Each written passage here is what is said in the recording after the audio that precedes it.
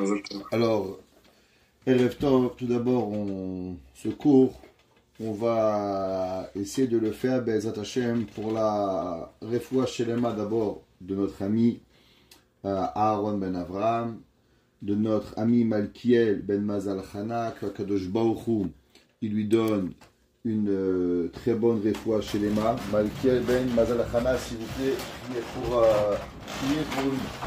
On va allumer un petit peu de lumière, là, parce que la noirceur, ça ne marche pas pour moi. Ok, voilà. Ainsi, on va, Be'ezrat Hashem, donner ce cours pour la Hatzlacha et de tous nos frères qui sont en souffrance en Ukraine, en Russie, dans tous ces pays que Kadosh Baruch Hu, il les aide. Amen. La Gemara, dans Masechet Shabbat, Daf Kuf Yotret, la Gemara nous dit que tout celui qui est Shomer Shabbat, comme il se doit, même si malheureusement il va faire Avodah Zara comme Dor Enosh.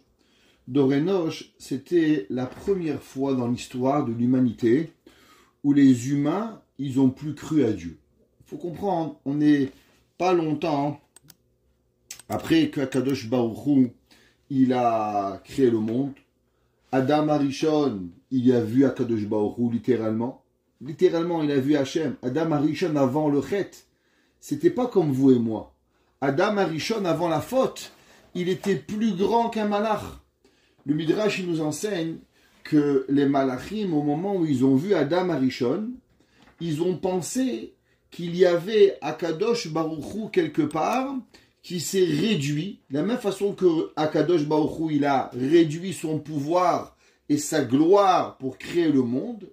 Les anges, ils avaient cru que quelque part, que Adam Arishon, il était Dieu. Donc vous imaginez la grandeur d'Adam Arishon avant la faute. Adam Arishon avant la faute, il a, malgré que c'est marqué dans la Torah, Kilo Irani à Adam Vachai, ne va pas me voir un homme et va vivre, mais Adam Arishon, il n'était pas un homme. Adam Arishon n'était pas un malach, Adam Arishon, il était quelque chose d'encore beaucoup plus grand. Et Adam Arishon, malgré qu'il va fauter, il va demander pardon à Kadosh Baruch Hu, il va expliquer à l'humanité, c'est quoi le créateur du ciel. Et pas longtemps après lui, il y avait un homme qui s'appelait Enoch. Enoch, il va commencer doucement à croire que Kadosh Baruch Hu, il veut qu'on serve ses serviteurs, le soleil, la lune, les étoiles. Et doucement, malheureusement, ils vont faire Avodah Zara. Il n'y a pas eu une plus grande claque à Kadosh Baruch Hu dans le monde que Dor Enoch. Pourquoi? Parce que si vous et moi, Barminan, on fait Avodah Zara, on va dire après 5782 ans, 1953 ans qu'on est perdu dans la terre, c'est encore un miracle qu'on est juif, littéralement. C'est encore un miracle aujourd'hui qu'on croit à Kadosh Baruch Hu, comme vous le savez. Mais Dor Enoch, ils avaient carrément vu à Kadosh Baruch Hu. Et ils ont blasphémé à Kadosh Baruch Hu. Ça veut dire que si on parlerait de fâcher Dieu, il n'y a pas un autre moment dans l'histoire qui a fâché à Kadosh Baruch Hu comme Dor Enoch. Et pourtant la Gemara dit Kol hashomer Shabbat keilchato, tout celui qui garde le Shabbat comme il se doit, mochalim lo kol avodotav.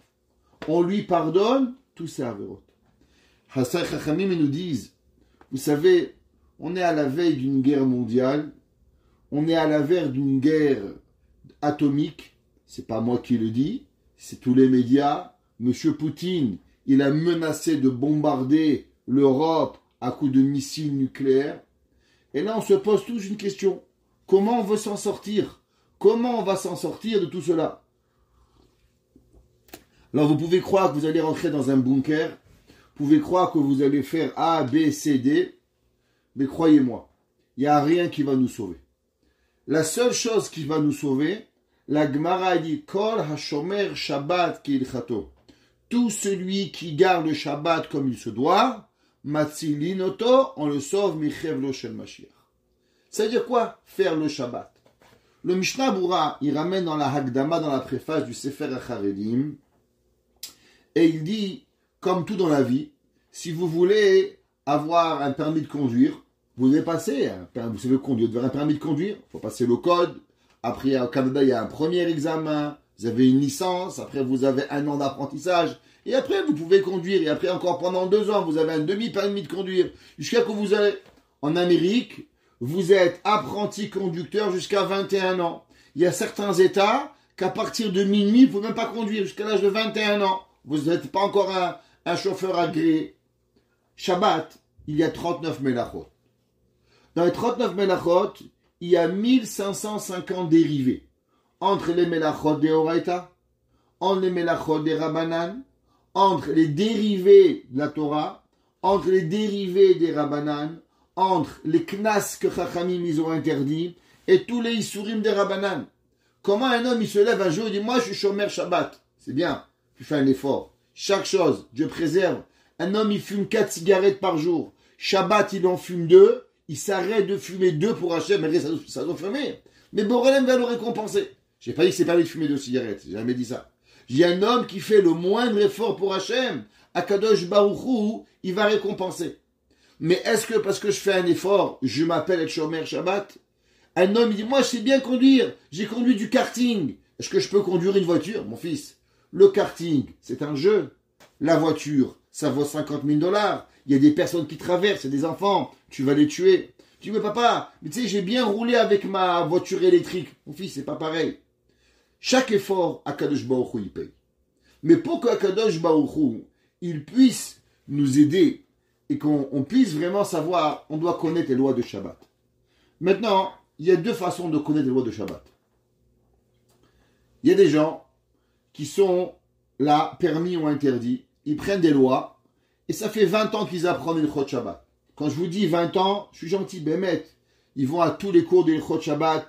Rav Krimizi, Rabbin Banon, Rabbin Sabar, Rabbin Ronen. Ils vont à tous les cours de Shabbat. Mais croyez-moi, ils sont encore à Maaretz dans l'Ilchot Shabbat. Pourquoi? Pourquoi ils connaissent pas? C'est comme les gens, ils arrivent Pessah. Chaque année, les mêmes pères m'appellent. Rav Krimizi, comment on cachérise le four? Rav Krimizi, comment on cachérise les couverts? Je comprends pas. Baruch Hashem, tu es marié depuis 30 ans. Alors t'as pas encore appris, tu prends pas un cahier et tu écris comment faire les choses. Cachérisation des fourchettes, cachérisation du four, cachérisation du plan de travail. Je sais pas moi, le Rav il a autre chose à faire. Lui aussi il doit faire s'occuper de sa famille. La réponse, elle est simple. C'est pas Rabbi Shalom que je critique.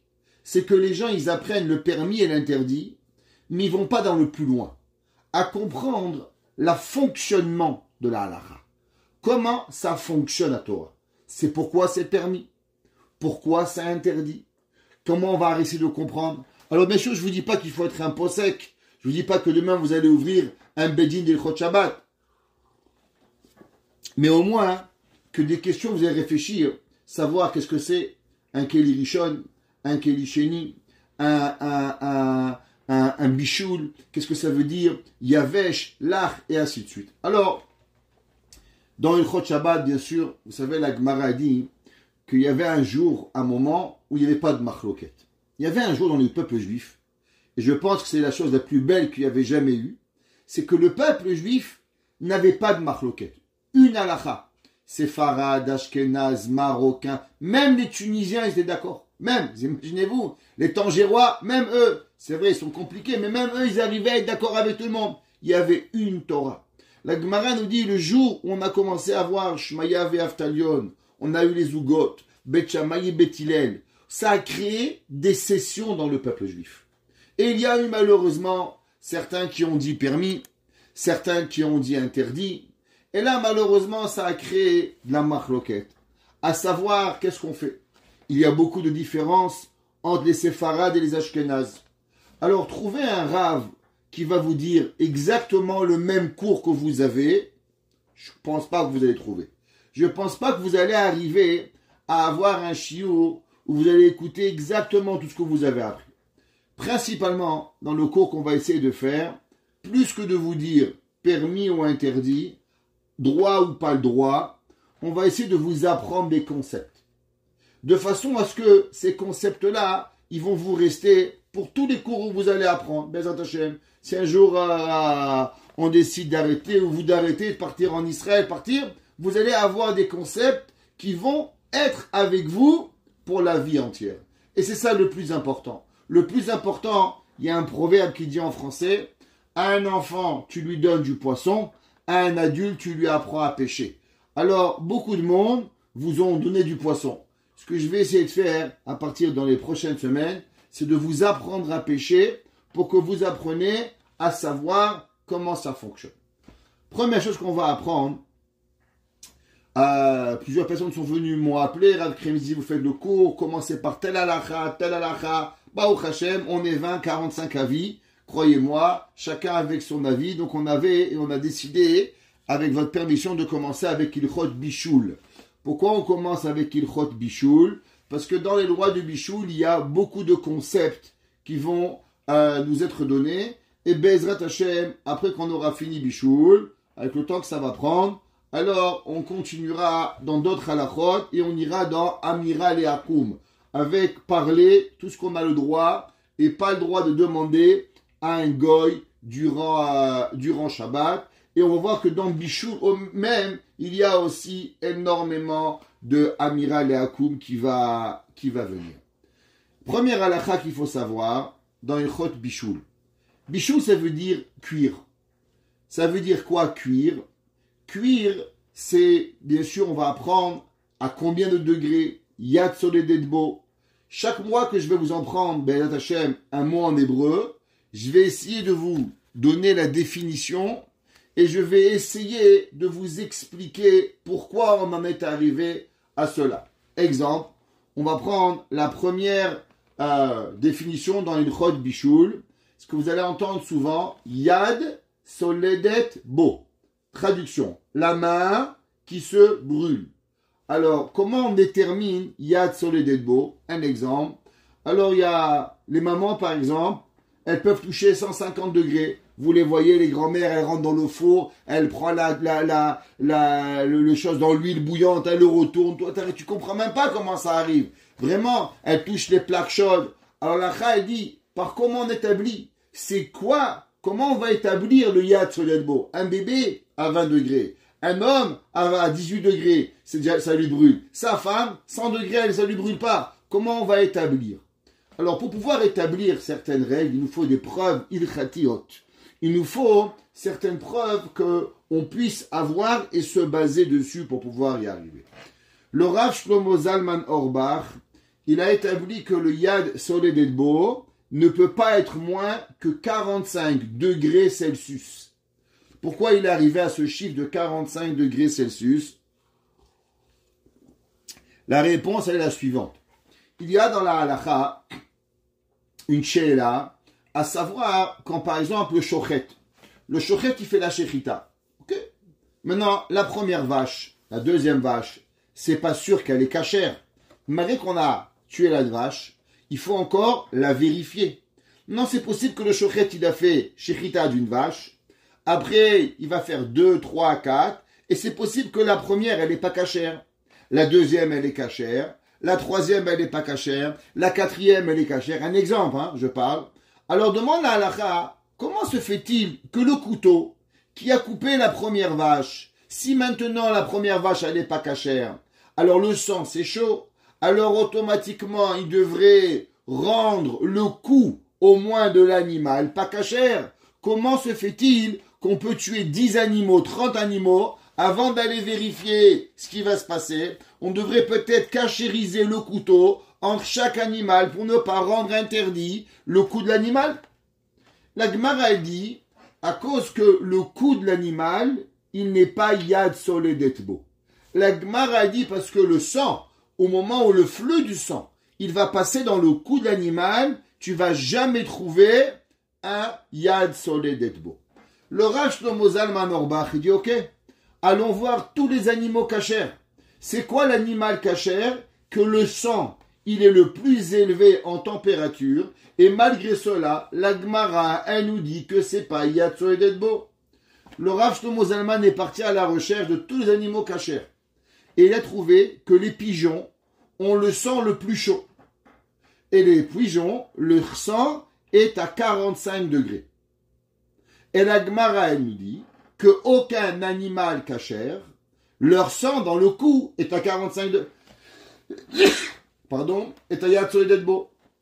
Donc du fait qu'on puisse faire 100 pigeons sans vérifier s'il est cachère ou pas, nous enseigne le Rav Shlomo Zalman Auerbach que le sang d'un pigeon à 45 degrés, on ne peut pas avoir Yad Soledbo moins de 45 degrés. Ça veut dire que quand on ne va pas de Yad Soledbo, on va toujours parler de quoi? De minimum 46 degrés. Jamais moins que cela. Parce que la Gemara, elle nous dit que la Shrita n'est jamais Yad Soledbo. Donc ça, c'est comment Chachamim, ils arrivent. C'est pas, il invente, sorti du chapeau, 20 degrés, 30 degrés. C'est pas qu'on est parti voir avec la femme du rabbin ou avec la bonne du rabbin et on a inventé un numéro. Il nous faut trouver des preuves dans la Gemara, à savoir qu'est-ce qu'on va appuyer nos halachot.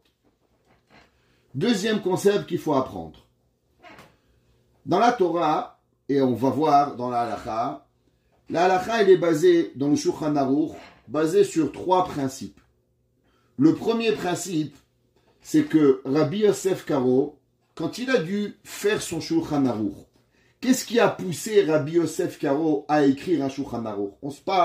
On est au XVIe siècle, et il y a des grands Chachamim, il y avait le Rambam déjà, il y avait le Rif, il y avait le Rosh, il y avait le Bahag, tous ces grands génies de la Torah qui avaient déjà écrit quelque part des résumés de la halakha.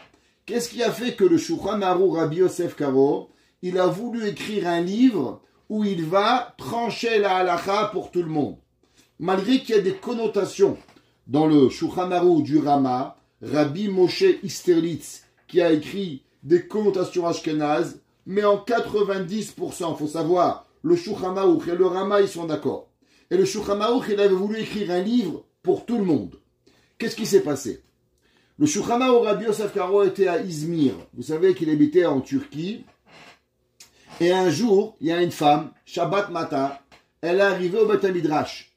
Et en arrivant à la synagogue, elle a posé la question suivante. Monsieur le Rav, j'ai allumé mes bougeoirs hier sur un plateau. Et ils étaient sur la table. Vous savez qu'il y a une coutume qui est bien, que si on n'a pas des petits-enfants, bien sûr, de laisser les bougies de Shabbat sur la table. Pourquoi il faut laisser de préférence les bougies de Shabbat sur la table? Vous savez que la Gemara nous enseigne à plusieurs endroits que quand un homme il marche vite, alors automatiquement on lui enlève 1/500e de sa vision. Chaque fois qu'un homme il fait des grands pas, un homme ou une femme, il perd sa vision. La Gemara dit comment on peut récupérer la vision qu'on a perdue? La Gemara dit au moment où vous faites le kiddush et vous dites Baruch Ata Hashem Boré Periagefen, vous regardez le reflet des nérodes de Shabbat dans votre cosse de vin, alors le reflet de la lumière, il vous redonne à vos yeux le 1/500e que vous avez perdu. Donc si vous avez les nérodes par derrière, alors automatiquement vous n'allez pas le voir. C'est pour ça qu'il y en a qui ont la coutume de mettre les nérodes sur la table, de façon à rajouter, et pour pouvoir voir le verre, le reflet des nérodes dans le vin vendredi soir, pour récupérer. Maintenant, ces nérodes-là, elles sont un grand problème. Pourquoi elles sont un problème? Parce que, imaginez-vous, maintenant les nérodes vont s'éteindre. Les enfants, Baruch Hashem, qu'est-ce qui se passe tous les vendredis soirs? Le coca, il se renverse, le vin, il se renverse. Ça vous rappelle quelque chose, oui? Baruch Hashem, tout le monde, la soupe qui se renverse. Baruch Hashem, Shabbat, vendredi soir, ça finit. Vous avez une tchouk-tchouka sur la nappe. La maman, elle veut, quoi, monsieur Kenzie, vous croyez que vous étiez le seul ou quoi? Alors, non, vous n'êtes pas le seul, vous inquiétez pas. Alors, la maman, elle veut enlever la nappe. Pour enlever la nappe, elle veut enlever le plateau. Maintenant, le plateau, il s'appelle Bassis les Davar à Assour. Rappelez-vous de ça. C'est quoi Bassis? Les nérotes, elles sont mouktsé. Pourquoi elles sont mouktsé? Parce qu'au moment où on a fait rentrer Shabbat, les bougeoirs étaient interdits d'être touchés. Donc, automatiquement, toute chose qui n'est pas permis de toucher, quand je dis toucher, je dis bien déplacer à l'entrée de Shabbat, il devient mouktsé tout Shabbat. Maintenant, le plateau qui est en dessous, il est un support pour les bougeoirs. Cette femme, elle est arrivée au Beth Midrash, elle a demandé, Rabbi, qu'est-ce qui se passe si maintenant j'ai mis les bougeoirs sur un plateau? Et maintenant, Shabbat matin, je veux déplacer mon plateau. Est-ce que je peux enlever mon plateau? Il y avait 3 rabbins, 5 avis. Le Shulchan Aruch a dit, je comprends pas. On est 3 rabbanim ici, on n'est pas capable d'avoir une opinion, la pauvre femme, comment elle va faire? Alors le Shulchan Aruch, il a décidé que ça devenait trop compliqué pour les Juifs de devoir s'en sortir avec tellement d'opinions qu'il allait écrire une œuvre qui allait servir pour tout le monde de référence ilkhatite. Et c'est de là que Rabbi Yosef Karo, il va passer 15 ans de sa vie à écrire le Shulchan Aruch. Pour que vous et moi, on a une notion ilkhatite. Vous savez que le Shulchan Aruch, le premier volume du Shulchan Aruch qui a été imprimé dans la vie du Beth Yosef, il était imprimé en Italie, était un petit volume, comme ça là, où tout le monde devait l'étudier tout le temps, pendant 30 jours. Et on devait faire révision du Shulchan Aruch à tous les moments, de façon à connaître les lois à 100% pour tous les Juifs. Le Shulchan Aruch, c'est pas une option, c'est le minimum de la vie d'un Juif. Si on ne connaît pas le Shulchan Aruch, on n'est pas Juif. Mechila, on est Juif, bon, mais qu'est-ce qu'on connaît? C'est comme un gars, il conduit une mobilette, il veut conduire une Formule 1. C'est pas possible. Tu es une mobilette, tu ne conduis pas une Formule 1. Donc, le Shulchan Aruch, il a écrit son livre. Dans son livre, il va se servir, c'est très important de comprendre, qu'il y avait énormément de discussions déjà à l'époque. Il va se servir de 3 grands rabbanim pour pouvoir écrire son Shulchan Aruch. Les 3 rabbanim qui s'est servi sont le Rambam, le Rif, Rabbeinu Yitzhak El-Fassi, et le Rosh.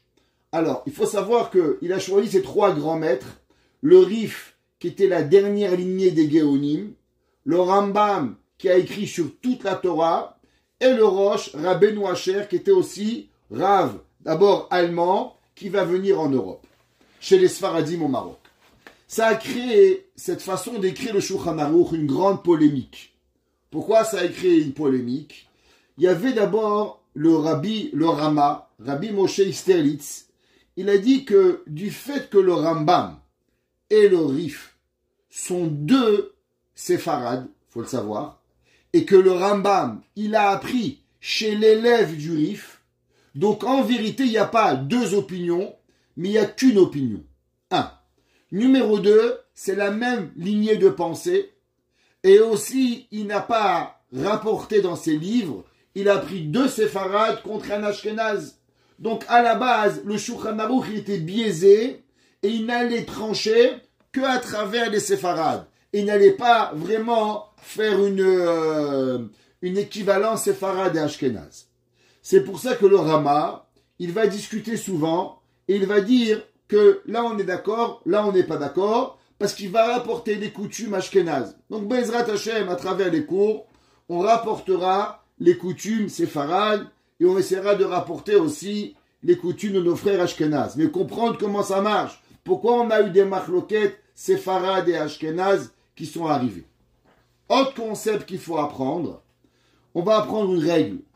Chaque fois qu'il y a dans la halakha un safek, quand il y a un doute dans la halakha, par exemple, un il dit permis, un il dit interdit. Comment on tranche la halakha? Comment on fait permis ou interdit? Comme ça on lève au sol, on prend un chapeau, on met permis, interdit, on lève, ah c'est permis, ah c'est interdit. Comment on fonctionne? C'est quoi? Alors pour ça d'abord il y a certaines règles. Quand ça vient des règles de la Mishnah ou de la Gemara, alors il faut savoir qu'il y a des préconisations de halachot avec quoi on doit trancher. Par exemple, on va prendre Rabbi Meir et Rabbi Yehuda. Généralement, à 95%, halacha comme Rabbi Yehuda contre Rabbi Meir. Malgré que Rabbi Meir Balanès était un grand maître halacha, mais la Gemara a dit que Chachamim n'ont pas compris les enseignements de Rabbi Meir. Donc quand il va y avoir une machloquette, Rabbi Meir, Rabbi Yehuda, généralement halacha comme Rabbi Yehuda. Donc la suite, elle va être permis ou interdit comme Rabbi Yehuda. Quand ça va être dans la Gemara, il y a différents rabbins. Exemple, Abaye et Rava. La Gemara nous dit que quand il y a une discussion, Abaye et Rava, 2 grands rabbins du Talmud, toujours la loi comme Rava, à part 6 fois comme Abaye. Ya'al Kagam, Yud Ayin Lamed, Kouf Gimel Mem, 6 fois. La Gemara nous dit toujours Abaye Verava, halacha comme Rava, à part dans Ya'al Kagam. Donc c'est pour ça que dans la halacha, avant de dire permis ou interdit, d'abord il faut savoir est-ce que c'est une halacha, une machloquette dans la Mishnah, une machloquette dans la Gemara, et après, est-ce que c'est une machloquette dans les commentateurs de la Gemara? Souvent, par la suite, on a eu des machloktot à savoir comment expliquer la Gemara. Alors, qu'est-ce qu'on va faire? Alors, on a un principe. Si c'est une discussion de la Torah, exemple, vous avez le Rambam et vous avez le Rif qui discutent. Un, il dit permis, un, il dit interdit. Qu'est-ce que vous allez faire? Alors, généralement, d'abord, on va se poser la question. Est-ce que le sujet de discussion, il est un sujet ilchati de la Torah ou un problème rabbinique? Quelle différence ça fait? La différence, elle est simple. Quand il va y avoir un safek de Oraita, dès qu'il y a un doute dans la Torah, on doit aller à la rigueur. Safek de Oraita, la Khumra. Chaque fois que vous posez la question à un Rav, le Rav, la première chose qu'il réfléchit, Madame, Monsieur me pose une question. Est-ce que ce problème-là, il a un problème torani ou rabbinique? Si c'est un problème toranique, alors je suis obligé souvent d'aller à la Khumra. C'est pour ça que des fois, par exemple, vous posez une question à un Rav et vous dites, le Rav vous dit interdit. Vous pensez que vous avez posé la même question à un Rav la semaine d'après et le Rav vous dit permis. Et je comprends pas. Rav Intel, il m'a dit permis, Rav Intel là-bas, il m'a dit interdit, ou l'inverse. La réponse, c'est que le détail, il peut transformer de la Torah au Rabbanan, et automatiquement, vous pouvez passer, quand c'est un doute de Horaïta, la Khumra, quand ça va être un doute des Rabbanan, la Kula. Il y a une autre machloquette qu'il faut savoir entre le Rambam et le Rashba, à savoir que, quand on a un safek de la Torah, qu'on doit aller à la Khumra, est-ce que c'est une mitzvah de la Torah qui nous demande d'être mahmir? Ou bien non? C'est les chachamim qui nous ont demandé d'être mahmir. On va répéter. Safek deoraita la Khumra. Est-ce que c'est min Torah? Ou bien Safek min Torah la Khumra, est-ce que c'est des Rabbanan? Il y a un machloket entre le Rambam et le Rashba. Le Rambam y pense que même quand on doit aller à la sévérité dans la Torah, ça n'est seulement et uniquement un ordre rabbinique. Min Torah, la Torah n'a pas parlé des doutes. La Torah n'a parlé que des permis interdits. Tu fais pas. Dès que tu parles du doute, la Torah n'en parle pas. Le Rashba, il dit que non. La Torah, tant qu'elle t'a pas permis, ça devient interdit. Ça fait de Oraïta la Khumra, c'est Asur Mina Torah de pouvoir y arriver. Donc déjà dans les lois de Shabbat, on va savoir qu'est-ce qui est permis Mina Torah, qu'est-ce qui est interdit Mina Torah, qu'est-ce qui va être un doute, est-ce que c'est permis ou c'est interdit. Alors là, on va devoir jouer, est-ce que c'est un safek, le problème qu'on va se poser, est-ce qu'il est de la Torah ou est-ce qu'il est des Rabbanan? Par exemple, je vais vous poser une question qu'on va avoir, vous allez comprendre. Est-ce que une personne elle doit cuire Shabbat? Un malade, il est mourant, et un bébé, il a besoin de lait. C'est pikoach nefesh. Qu'est-ce qu'il est préférable de cuire? Est-ce qu'il est préférable de cuire avec allumant le gaz ou chauffer au micro-ondes?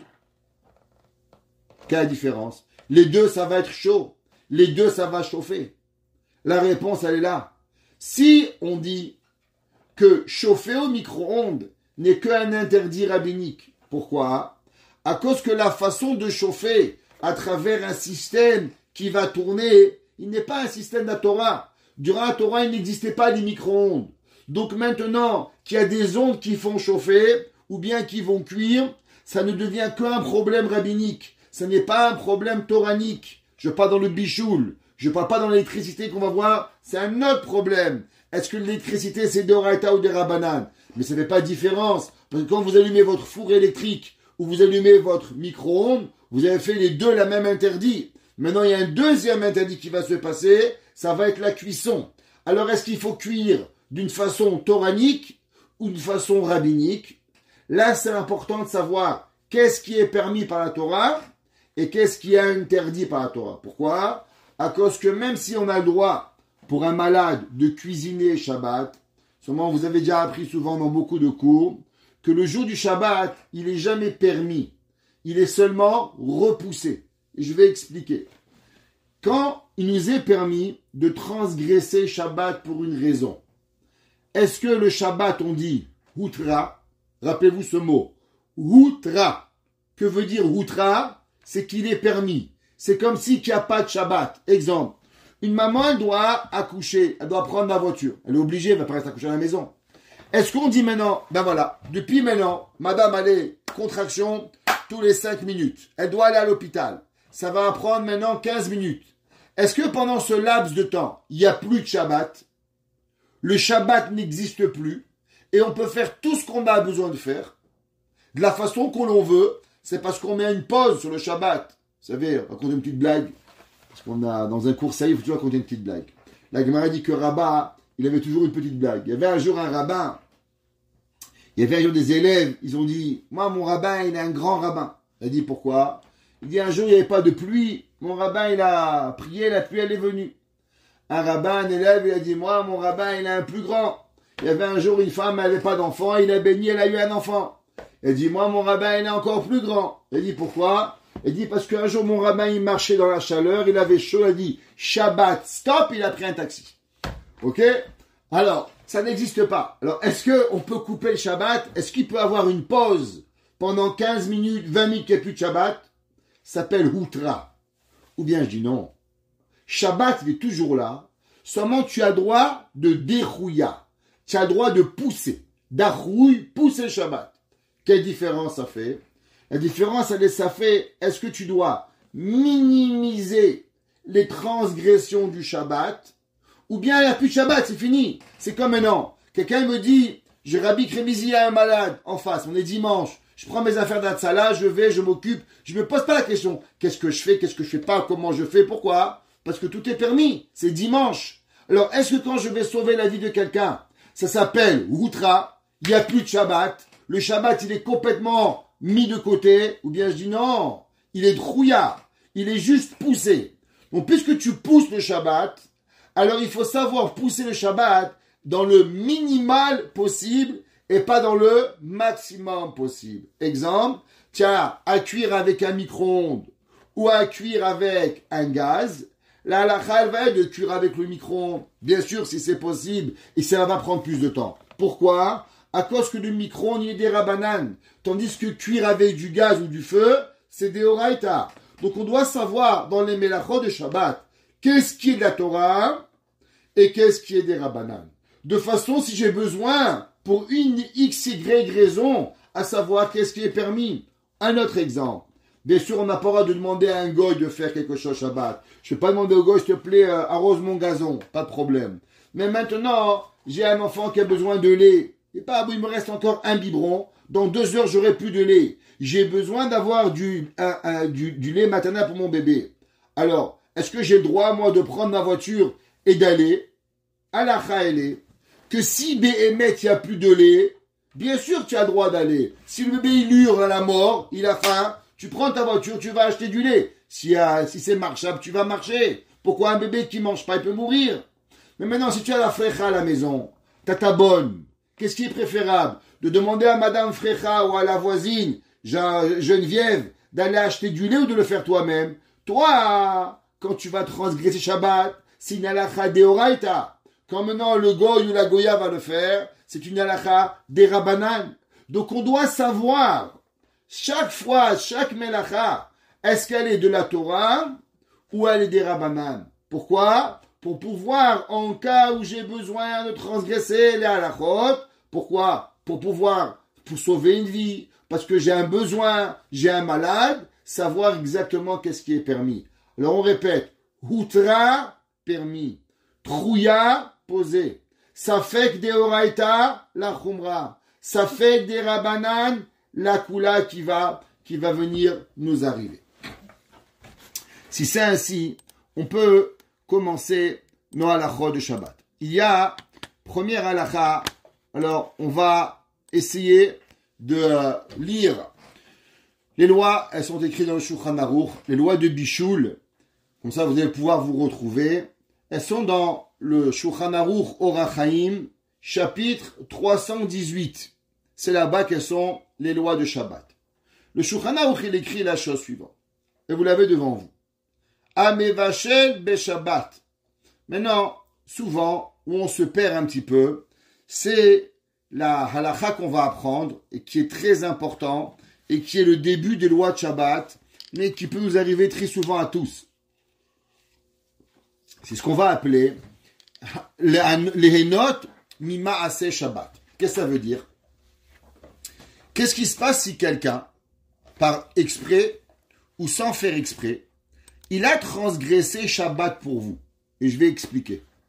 Imaginez-vous, quelqu'un ne connaît pas Shabbat. Il est venu avec un bouquet de fleurs. Qu'est-ce que vous faites avec les fleurs? Quelqu'un, il ne connaissait pas la loi de Shabbat. Par exemple, vous recevez la famille. Vous avez oublié de mettre la minuterie. Maintenant, la personne elle voit dans le noir, elle vous allume la lumière. Qu'est-ce qu'on fait? Quelqu'un, il ne savait pas que c'était interdit Shabbat, il a cuisiné Shabbat. Dans un cas où c'est exprès, dans un cas où c'est sans faire exprès. Qu'est-ce qui se passe quand quelqu'un il a transgressé Shabbat? Alors, on a deux possibilités. On a exprès et on a sans faire exprès. Quand c'est pour lui ou quand c'est pour moi, qu'est-ce que ça veut dire pour moi? Est-ce qu'il a transgressé pour moi ou il a transgressé pour lui et moi maintenant j'ai envie d'en profiter? Exemple. Qu'est-ce qui se passe si quelqu'un, lui, s'est fait un café Shabbat? Monsieur, c'est arrivé, quelqu'un il m'a dit la semaine dernière, oh madame, elle a reçu quelqu'un de sa famille qui savait pas Shabbat, la pauvre, ou le pauvre, il ne me rappelle plus. Et qu'est-ce que Shabbat matin, elle se réveille? Ah, tiens, ça sent le café là. Elle voit la machine de café qui coule. La madame, elle a fait le café pour elle. Maintenant, question. Est-ce que moi j'ai le droit de boire ce café? Moi, j'ai rien demandé. Non, le Shabbat, il a été transgressé. Est-ce que moi j'ai le droit de boire ce café? Autre question. Si quelqu'un, il a, par exemple, il a transporté des cure-dents Shabbat pour lui. Maintenant, il m'a dit, tu veux, hein? Il a transgressé pour lui, pas pour moi. Maintenant, il m'en propose. Est-ce que le cure-dent, il devient permis ou il devient interdit? Alors, il y a différentes façons de voir. On va voir qu'il y a différentes mélachot. Il y a certaines mélachot où la mélacha, elle fait un changement dans l'objet. Exemple, bichoul. C'est quoi bichoul? Il y avait un steak qui était cru, pas mangeable. Le steak, il a été cuit pendant Shabbat. Donc, il y a eu maintenant une transformation de l'objet pendant Shabbat. Pendant Shabbat, avant, à 5 heures du matin, il était cru, le steak. Maintenant, tu te réveilles à 10 heures du matin, tac, grillé, barbecue, tu en vas un bout, il était cru, le steak. Donc, qu'est-ce qui s'est passé? À cause de la mélacha de Shabbat, le steak, il a été, malheureusement, transformé pendant Shabbat. C'est un. Maintenant, un autre cas de figure. Quelqu'un, il a un steak cuit tout près dans son bureau à Côte-des-Neiges. Son associé, il a un juif, un gosse, pas trop important, on va dire un juif. Malheureusement, il n'est pas shomer Shabbat. Et il voit votre beau steak que vous avez oublié. Il voit votre gâteau. Combien de fois ça est arrivé? On achète un gâteau, le mot frigidaire dans le travail. On part vendredi, on l'oublie au magasin. Votre associé qui n'est pas shomer Shabbat, il vient samedi matin pour récupérer un papier, il voit votre beau millefeuille. Il dit, waouh, le pauvre Moshe, il a oublié le millefeuille. Viens, gentiment, il n'a pas de mauvaise intention. Il prend le millefeuille et il conduit jusqu'à côté de Saint-Luc. Il dit, Moshe, t'as oublié le cadeau de ta femme. Où c'est marqué Happy Birthday, chérie. Il est gentil, il a pensé à vous. Est-ce que maintenant, on peut manger ce gâteau? Est-ce qu'on doit attendre la fin de Shabbat? Qu'est-ce qui s'est passé? Quelle est la différence entre le steak et le gâteau? Le steak, il y a eu une transformation qui est arrivée dans le steak. Dans le gâteau, il n'a pas été transformé. Le gâteau, il est le même avant Shabbat, pendant Shabbat et après Shabbat. Aucune transformation qui a été faite dans le gâteau. Pareil, qu'est-ce qui se passe? Et ça arrive, même au plus grand rabbin. Vous invitez des couples, des gens à venir Shabbat. Baruch Hashem, vous avez un cousin, un copain, un gars que vous avez jamais vu, que vous voulez l'honorer, il sait pas ce que c'est Shabbat à la maison, et vous le recevez à la maison Shabbat. Mais non, pas tout le monde, les gens, c'est des par-ci par-là radins. Il y a des gens qui sont gentils, ils sont un bon cœur, et il vient avec une bonne bouteille de vin. Il vous arrive une bonne bouteille de boucha, un whisky, et vraiment de tout cœur, il est là. Et vous savez, monsieur, hein, Je suis parti l'acheter avant Shabbat, hein, parce que je sais que pendant Shabbat, on n'achète pas. Donc il a roulé depuis $, des ormeaux, il est venu, avec la bouteille. Et maintenant, la halakha, qu'est-ce qu'on fait? D'abord, est-ce qu'on peut la garder? Est-ce qu'on peut la boire pendant Shabbat? Est-ce qu'on doit attendre après Shabbat? Et après Shabbat, combien de temps on doit apprendre? Voilà la halachot qu'on va parler dans ce chapitre-là, qui s'appelle Hana'a Mima'ase Shabbat. À savoir, est-ce que profiter de une action qui a été faite pendant Shabbat? Et on va les séparer en plusieurs parties. D'abord, est-ce qu'il y a eu une transformation dans l'objet, ou il n'y a pas eu de transformation dans l'objet, il y a seulement une action qui a été transgressée pour pouvoir avoir l'objet. Mais par exemple, on va prendre le cas du gâteau. Le gâteau, le millefeuille était sur le frigidaire avant, il n'a rien fait. Il y a eu le chilul Shabbat, n'a rien à voir avec le gâteau. Le gâteau était avant Shabbat et le gâteau est le même pendant Shabbat. Il n'a rien rajouté. Le seul problème, c'est qu'il a manqué la distance pour pouvoir apporter ce gâteau-là. Alors, est-ce qu'il est permis ou il va être interdit? Ça, c'est ce qu'on va apprendre de cette halakha que vous avez devant vous, et je vous le dis. Hamevashel be-Shabbat, celui qui va cuire pendant Shabbat. Vous voyez ici, le Rama, le Shulchan Aruch, il a parlé de seulement cuire.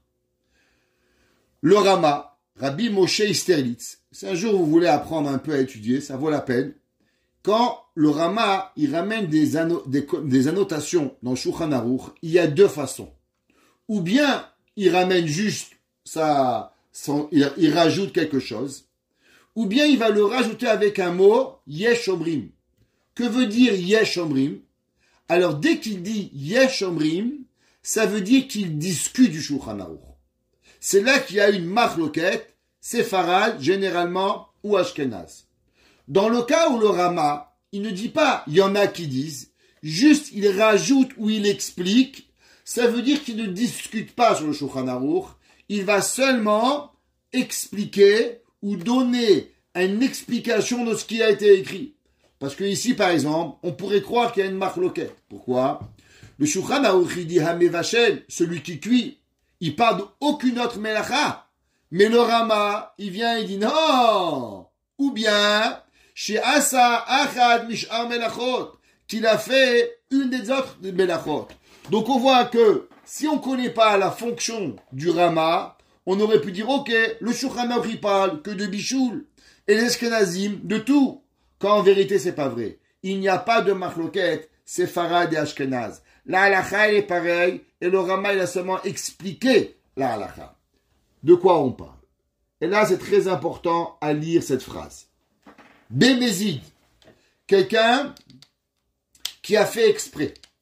On va comprendre à ce moment-là, on verra plus tard qu'est-ce que ça veut dire exprès, mais pour l'instant, le mot exprès, on va s'en servir avec dire vraiment exprès, ce qui veut dire un gars, il sait que c'est Shabbat, il a été à la yeshiva quand il est petit, pas des gens qui savent pas, mais vraiment, un monsieur dit, monsieur, t'as le droit de fumer Shabbat? Non, c'est Shabbat, pourquoi tu fumes?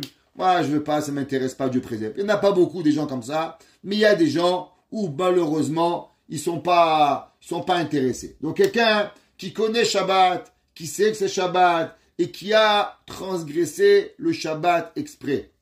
Asurlo le olam. Il est interdit à cette personne de manger cet aliment pour toute sa vie.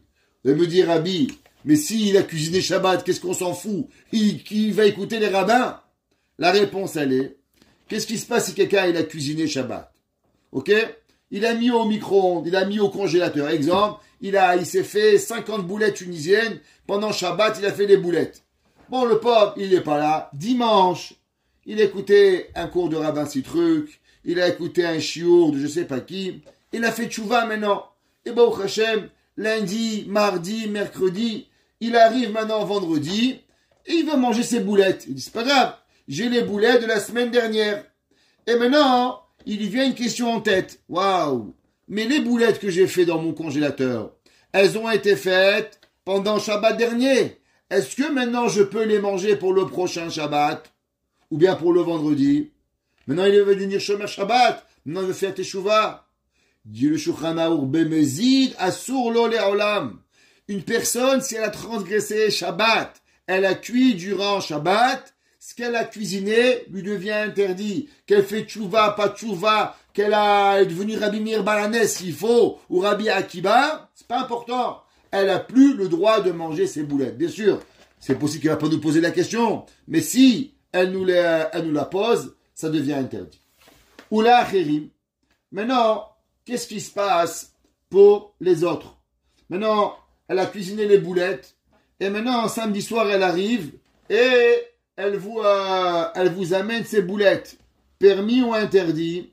Dit le Shulchan Aruch, ul acherim, mutar lemotze Shabbat miyad. Le Shulchan Aruch, il dit que vous avez le droit de manger les boulettes après Shabbat tout de suite. Vous allez voir qu'on va parler plus tard d'une halakha qui s'appelle Bichdei Sheyasu. Que veut dire Bichdei Sheyasu? Alors, traduction du mot Bichdei Sheyasu, avec le temps de les faire. Alors, est-ce que si quelqu'un il a cuisiné pendant Shabbat, pour lui, je dis bien qu'il a cuisiné pour lui. Maintenant, qu'est-ce qui se passe si Motzei Shabbat, il vient, il dit j'en ai fait trop de boulettes, je t'en amène. Non, il est gentil, c'est Shomer Shabbat, il attend Rabbeinu Tam, il attend l'heure de Shabbat exact, il t'amène la boulette. Est-ce que tu peux manger la boulette tout de suite? Ben dis non. Combien de temps ça prend les boulettes? Ça prend le temps de faire des boulettes, ça prend une demi-heure. Alors Shabbat, il a fini à 6 heures. Combien je dois manger la boulette? Est-ce que je peux la manger à 6h01? Ou bien il faut que j'attende 6h30 le temps de faire la boulette pour la manger. Pourquoi? Parce que si je la mangerai à 6h, alors automatiquement, je vais profiter du Shabbat. Parce que maintenant, à 6h, je ne serai pas capable de pouvoir manger cette boulette. Donc ça veut dire qu'en mangeant à 6h, alors je profite du Shabbat. Ou bien je dis non, que Chachamim, ils ont interdit seulement Shabbat, mais si maintenant il y a à la fin de Shabbat, on a le droit. Regardez la question, on va voir quelle est la halakha. Mais vous voyez que le Shulchan Aruch, qu'est-ce qu'il a dit? Il a dit mutar lemotzei Shabbat miyad. Que veut dire le mot miyad? Pourquoi le Shulchan Aruch a dit miyad? On va voir que les poskim halachiques ils vont dire que malgré que quand un goy il a fait quelque chose pour un juif, on est chayav de bichdei sheyasu. On n'a pas le droit de profiter de l'action avant que le temps il ait été fait. Mais quand c'est un juif qui a fait, c'est pas pareil. Gardez la question, on va la voir dans 2 minutes plus tard. Ou Shogeg. Maintenant, qu'est-ce qui se passe quand quelqu'un il a été Shogeg? Alors pour l'instant, on va dire c'est quoi Shogeg. On va donner 2 cas de figure et on en verra par la suite un 3e et un 4e. Le mot Shogeg, ça veut dire ou bien qu'il savait pas qu'on n'avait pas le droit. Par exemple, lui il croyait que cuire, c'était allumer le feu. Mais s'il allumait le feu avant Shabbat, il n'y avait pas de cuir. Moi, je me rappelle, on avait un ami, un voisin à nous, qui habitait chez mes parents. La première fois qu'il arrivait chez mes parents, c'était à Pessah. Alors, durant Pessah, il arrive, et il fumait. À l'époque, il passait à plus de 30, 35 ans. C'est aux alentours de 83, 85, presque, je me rappelle. Alors, mon père dit, attention, on n'a pas le droit de fumer, d'allumer le feu. Il faut une bougie. Alors, je lui amène une bougie. Il allumait la cigarette de la bougie. Le lendemain, il revient. C'était encore Pessah. Baruch Hashem, il rallume la cigarette. Une semaine après, mes parents le invitent chez Vichel Pessah. Encore la bougie, on l'invite. Après, on invite Shmini Shel Pessah, on allume la bougie. On l'invite 7 semaines plus tard, Shavuot. Shavuot, la bougie, il fume sa cigarette. Top. 1 ou 2 semaines après Shavuot, mes parents l'invitent pour Shabbat. Alors, il arrive Shabbat, il finit le repas, il me dit, Israël Meir, amène-moi la bougie. Je dis, pourquoi faire la bougie Shabbat? Il dit, mais pour fumer. Je dis, mais c'est Shabbat. Il m'a dit, mais non, mais depuis que ton père, il m'a dit, j'allume plus la cigarette, le Shabbat avec le feu. Je l'allume seulement avec la bougie. Lui, on lui a pas dit que c'était un sourd de Yom Tov, Shabbat. Pour lui, il a cru que ce qui était un sourd Shabbat, d'allumer d'un briquet. Maintenant, si tu avais une bougie, tu pouvais. Alors, qu'est-ce qui se passe? Quelqu'un s'est trompé comme ça. Maintenant, il croyait que Bichoul, c'est d'allumer le feu. C'est pas vrai. Bichoul n'a rien à voir avec le feu allumé.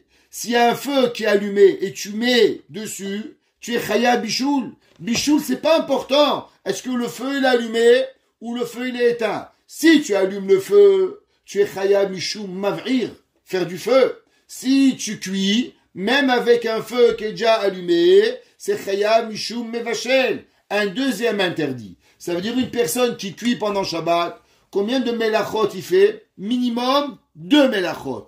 Mav'ir, faire du feu, et 2 mevachel. Quelqu'un, il a pensé qu'il avait le droit, c'était pas assaut de cuisiner Shabbat. Ou bien, il s'est réveillé Shabbat, il pensait que c'était mardi. Le pauvre, il est devenu Alzheimer. Il est parti dormir jeudi, il se réveille Shabbat. Ah, j'en ai mis à moi un jour. Comme ça, il s'est réveillé 2 jours plus tard. Il croit que c'était vendredi matin. Le pauvre, c'est Shabbat, téléphone, il s'est rasé, tout, Dieu préserve. Abnebrak, il allait prendre la voiture. Il est presque fait lapider. Qu'est-ce qui se passe? Maintenant, il a cuisiné Shabbat. Shogeg, qu'est-ce qui arrive? Alors, maintenant, il y a 2 questions. Il y a pour lui et pour les autres. La halakha ici, elle va changer.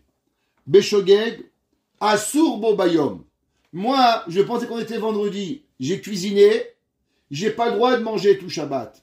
Je savais pas que c'est Shabbat. C'est vrai, tu savais pas. Tu t'es endormi mardi, tu t'es réveillé Shabbat, t'étais le shogeg, tout ce que tu veux. Tachlit. Shabbat, tu peux plus manger. C'est interdit. Quand? Pas toute la vie. Jusqu'à Motzei Shabbat. Maintenant, les autres, quand est-ce qu'ils peuvent manger? Est-ce que les autres, ils peuvent manger tout de suite? Ou ils peuvent manger seulement le soir? Halakha, elle dit, Gam le'achirim, vele erev muta gam lo miyad. Shabbat, personne n'y mange. Ni toi, ni moi. Et Motzei Shabbat, les deux, on a le droit de manger. Ça veut dire que quelqu'un qui a cuisiné bémézide exprès, j'ai pas le droit de manger pendant Shabbat, et il est interdit pour moi à tout le temps. Qu'est-ce que ça veut dire que j'ai cuisiné? Alors là, c'est important de rajouter une connotation, que les acharonim ils ont rapporté. Qu'est-ce qui se passe si quelqu'un, il a cuisiné pour vous? Par exemple, vous recevez votre belle-mère. La pauvre, elle n'est pas chômère Shabbat. Et elle dit, ah, mon gendre, il aime bien les boulots. Elle se lève Shabbat matin, 5 heures du matin, la pauvre, avec tout son cœur. Et elle vous fait, Shabbat, la pauvre, une recette de boulot de cac. Vous vous réveillez Shabbat matin, vous voyez, elle vous sort les boulots du four. Mamie, qu'est-ce que tu as fait? Ben mon fils, je t'ai fait plaisir, je suis une belle-mère, gentille, ouais, je veux pas être méchant avec toi. Eh ben ces boulots et ces gâteaux, bien sûr, elle peut pas les manger, et vous non plus, vous pouvez pas les manger. Pourquoi? Parce que du fait qu'elle les a fait pour vous, et elle savait que c'était Shabbat, mais seulement elle n'est pas chômère Shabbat, alors elle devient méside. Il est interdit pour vous et pour les autres. Maintenant, si la pauvre est devenue Alzheimer, et elle pensait que votre Shabbat était vendredi. Dit, mamie, qu'est-ce que tu fais? Ah, mon fils, on est vendredi. C'est quoi le problème? La pauvre, elle a perdu la tête, ça arrive. Ouais, c'était un peu déboussolé. Alors, Motzei Shabbat, on aura le droit de manger pendant Shabbat. Maintenant, c'est important de comprendre la sourate ici, on va le lire ici. L'interdit de manger un aliment qui a été cuit pendant Shabbat, c'est pas un interdit de la Torah. La Torah n'a jamais parlé de ça. Pourquoi? Parce que la Torah dit ne cuis pas. La Torah te dit ne fais pas être 9 melachot de Shabbat. La Torah n'est pas rentrée dans le cas où tu as cuit, qu'est-ce que tu fais? Qui c'est qui a rentré tout cela? Tout cela, ça a été une discussion dans la Gemara, dans plusieurs reprises. C'est une Gemara dans Holin, une Gemara dans Ketubot, une Gemara dans Baba Kama, une Gemara dans plusieurs endroits. La Gemara, elle ramène Marloquet, Rabbi Meir et Rabbi Yehuda. La halakha, elle est principalement d'après le Beit Yosef, malgré qu'il y a une discussion. Est-ce que, comme tu en es possèque, alors je vous ai déjà dit au début du cours, que quand il y a une marloquette Rabbi Meir et Rabbi Yehuda, la halakha, elle est comme qui? Rabbi Yehuda, pas comme Rabbi Meir. La halakha, vous voyez dans le Shulchan Aruch ici, elle est exactement comme l'opinion de Rabbi Yehuda. Rabbi Meir, il n'est pas comme ça. Le Shulchan Aruch Rabbi Yosef Karo, il dit, mais quand il y a une discussion Rabbi Meir et Rabbi Yehuda, halakha, elle est comme Rabbi Yehuda et pas comme Rabbi Meir. Qu'est-ce que Rabbi Meir il dit ici? Gardez en 2 secondes, je vais lire la halakha et je vais vous le dire pourquoi. Parce que ça va changer une donne. Alors, la halakha elle est comme ça. Amevashel beshabbat davar she'eno mevushal. Celui qui a cuit pendant Shabbat quelque chose qui n'était pas cuit. Kansu chachamim. Qui c'est qui a interdit de manger? C'est un knas. C'est quoi un knas? Chachamim, ils ont dit, si tu vas manger, alors malheureusement, on a peur que l'année prochaine, ou le Shabbat, après tu vas répéter. Pour s'assurer que tu vas jamais profiter, alors on t'interdit de manger. C'est un knas. Rappelez-vous, encore un concept. Il y a ce qu'on va appeler des issourés des rabbanan, des interdits rabbiniques. C'est quoi un interdit rabbinique? Généralement, un interdit rabbinique, c'est une gezéra. C'est quoi une gezéra? Par exemple, prenons un exemple. Pour porter Shabbat, qu'est-ce qu'il faut pour transgresser la loi de Shabbat de porter? Il y a besoin d'avoir 3 principes. Un principe qui s'appelle Akira, faut lever l'objet. Deuxième, passer de privé à public et le poser. Maintenant, qu'est-ce qui se passe si quelqu'un n'a fait que un? Il n'a que 1000 objets dehors et c'est vous qui l'avez posé. Il devient interdit rabbinique, pas minatora. Pourquoi? Parce que vous avez fait que Akira et pas Anacha, ou Anacha et pas Akira. Vous avez fait une demi de la Melacha. Chachamim me disait non. Tu sais que tu fais Akira sans Anacha ou Anacha sans Akira, ça devient interdit. Pourquoi? Parce que Chachamim, ils ont dit qu'on a eu peur que si tu vas faire Akira sans Anacha, tu vas arriver à faire Akira et Anacha. Donc, généralement, les interdits rabbiniques, c'est quand tu commences la Melacha, on a mis une barrière. On t'a repoussé de la Melacha. On t'a éloigné. C'est comme un parapet. Quand vous êtes en autoroute, à part en France, j'ai jamais compris, quand vous montez dans les Alpes, vous montez comme ça des pentes à 32 degrés, il y a le virage, il n'y a même pas une barrière. Ils ne sont pas normaux, ces gens-là. Généralement, au Canada, les pays normaux, quand il y a une montée, on met un rempart pour protéger que tu ne tombes pas dans la montagne. Mais les gens normaux, c'est comme ça. Ouais. Alors, qu'est-ce qui se passe? Généralement, Chachamim, c'est un guéder. Quand tu commences à toucher la Melacha, Chachamim, ils font un Issour des Rabbanan. Mais il y a encore un autre concept. C'est pas une Gezerah des Rabbanan. Ça s'appelle Knas. C'est intéressant, c'est différent. C'est quoi Knas? Knas, c'est une punition que les Chachamim t'ont donnée. Du fait qu'il y a eu un interdit de Shabbat, rien à voir avec toi. Toi, t'as rien fait. C'est l'autre qui a fait. Le gars, il a cuisiné Shabbat. Quel rapport avec moi? J'ai ni touché le four, ni rien. Non, il y a un steak. Pourquoi je peux pas le manger? La halakha, elle est, Chachamim, ils sont konsim. À partir du moment où il y a eu un interdit Shabbat, Chachamim, ils veulent pas que tu sois aucun profit du Shabbat. Zéro. Malgré que j'ai rien transgressé Shabbat. Ni de peu, ni de loin.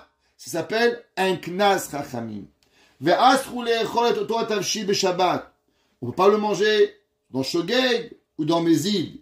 Et ce tavshil, ouais, il est un sourd de te manger, comme on a expliqué, à moi ou aux autres. Mais non, s'il a été fait pour les autres, c'est aussi un sourd. Après Shabbat, imaya davar beshogeg, si t'es sans faire exprès, on a le droit de le manger à moi ou avec les autres. Non, s'il a été fait exprès, alors comme on a dit, ce manger devient interdit à la consommation pour la personne qui l'a fait à tout jamais. Et pour les autres, il devient permis. Maintenant, on a dit qu'il y avait une marloquette, Rabbi Meir et Rabbi Yehuda. C'est quoi la marloquette Rabbi Meir et Rabbi Yehuda? Je vais juste vous la lire parce que c'est important de la lire et vous allez comprendre parce qu'il y a un point. La Gemara a dit, des Rabbi Meir beshogeg mutar afilu bo bayom. Rabbi Meir, il est de l'opinion. Nous, on a dit, comme Rabbi Yehuda à la Khumra, que si quelqu'un il a transgressé Shabbat sans faire exprès, l'aliment, il est interdit à la consommation le jour du Shabbat. Impossible. Le jour du Shabbat, tu vas jamais manger cet objet-là. Ça, c'est Rabbi Yehuda. Rabbi Meir, il n'est pas d'accord avec ça. Rabbi Meir, il dit que même le jour du Shabbat, il devient permis. Si quelqu'un, il a maintenant transgressé Shabbat sans faire exprès, et il a cuisiné, Rabbi Meir, il dit, c'est permis. Alors, maintenant, le Mishnah Berurah, il demande la question suivante. Le Mishnah Berurah, il dit, qu'est-ce qui se passe si quelqu'un, il a malheureusement cuisiné pendant Shabbat et il y a un certain besoin de consommer cet aliment. Est-ce que j'aurai le droit de le faire? Et je vois qu'il est tard et je vais arrêter dans 2 minutes. Il dit, la halakha, elle est comme ça. Comme je vous ai déjà expliqué, que le Shulchan Aruch, comme qui l'a fait la halakha, le Rosh, le Rambam et le Rif. Dans cette opinion-là, le Rosh, le Rambam et le Rif, les trois, ils sont de l'opinion qu'on est possèque comme le Rabbi Yehuda et pas comme Rabbi Meir. Ça veut dire qu'on n'aurait jamais le droit de manger l'aliment pendant Shabbat. Maintenant, regardez ici, le Gaon de Vilna. Le Gaon de Vilna, il a approuvé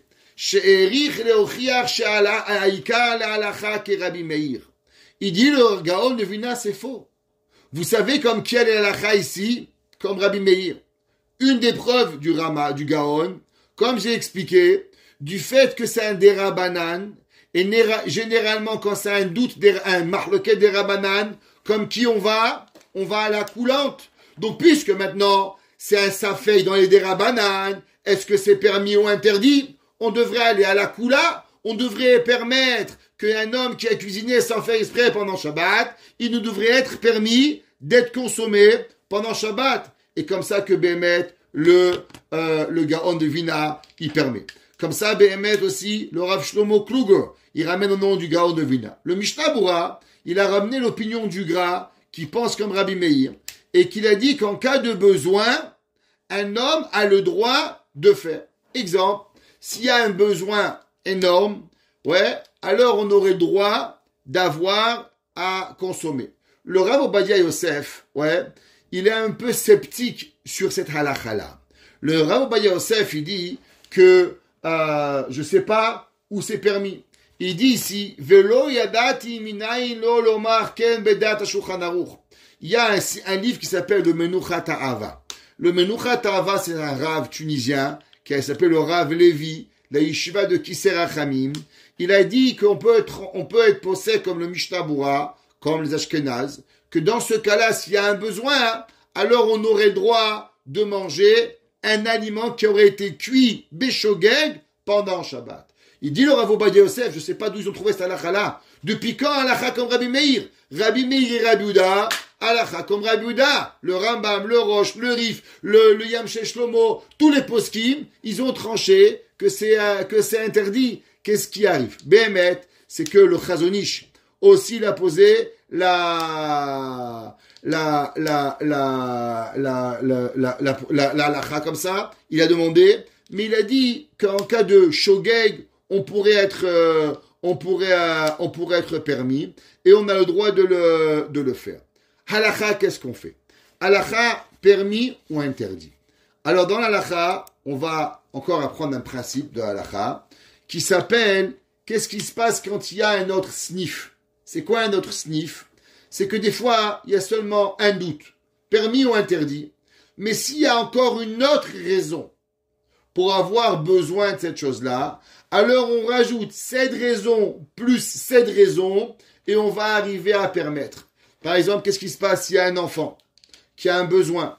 Qu'est-ce qui se passe s'il y a un malade, même s'il n'est pas malade, qui est mourant, mais il y a un besoin réel d'avoir, alors le fils, le Rabbi David Yosef, au nom de son père, le Rav Obadia Yosef, il dit que dès qu'il y a, à part juste parce que j'ai faim, une raison réelle et qu'on ne peut pas s'en empêcher, ou on a, pas parce qu'on a juste faim, alors on pourra, malgré que le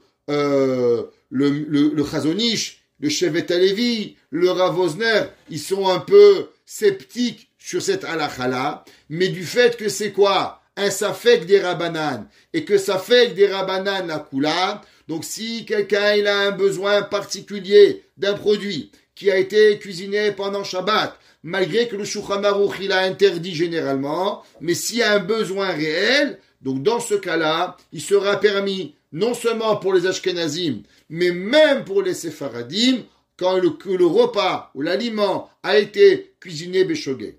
Je rajouterai Qu'est-ce qui se passe s'il a été cuisiné au micro-ondes? Que déjà, cuire au micro-ondes, c'est déjà un dérabanan, et que maintenant, il y a encore une discussion si maintenant on a le droit de le consommer pendant Shabbat, ça nous rend deux dérabanan. Dans ce cas-là, il nous sera permis, même à un séfarade en cas de besoin, de profiter de l'aliment qui a été cuit pendant Shabbat, béchogay, je dis bien, en cas de sans faire exprès, durant Shabbat. Hazak Baruch, Be'ezrat Hashem, à la semaine prochaine.